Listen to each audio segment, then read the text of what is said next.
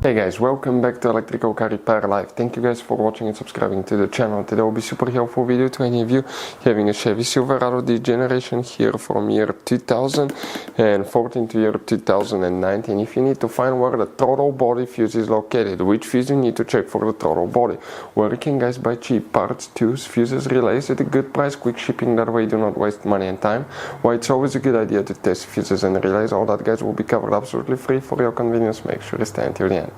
Before we start, let us tell you a little bit about us guys. Every single car we get here at the garage, we try to make at least 200 to 300 free repair videos. We take them completely apart. We show you how to fix engines, transmissions, engine codes, engine lights, fuses, all that stuff guys. Why we do all that? Because our mission in the shop is to save you guys as much money as we can. All we need in return, please subscribe to the channel, like the video.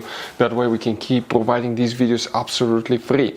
Now guys, we have more than 14,000 free repair videos on our YouTube channels that can save you thousands of dollars in future repairs, so please check them out, and they can save you quite a bit of money now or in the future. For the throttle body guys, one fuse will need to be checked. Where you can expect to find it, we will demonstrate on this Chevy Silverado here. Most people that have that truck do not realize how many hidden fuse boxes are in it, so we recommend to check out the video on our YouTube channel about fuse box location on Chevy Silverado. What do you guys need to do? Open the hood. And once you guys open the hood, here on the driver's side you have a fuse box under that cover. Go ahead, open it, and you're going to find a fuse box with a layout like this one for 2014 through 16 model, and layout like that for 2017 through 19 model. Before we continue, let's explain quickly why it's always a good idea to test fuses and relays. It is guys very important to test fuses and relays. On those fuses you cannot clearly see if they're burnt or not, especially you can see in the J-case fuses as well. And if you guys assume, okay, let's say you remove a fuse, you look at it and you assume guys that it's actually a good fuse, but it's actually a bad fuse, sometimes you cannot clearly see that. What can easily happen guys at that point, you can put the bad fuse in and you start replacing parts and tools that you don't need to, so you lose your time, you lose your money to fix a problem that doesn't exist, when all we had to do is test the fuse and replace it. We'll put a link to a special video that will teach you how to test fuses, how to check relays very easily as well guys. So check it out, it will be in the description of the video below.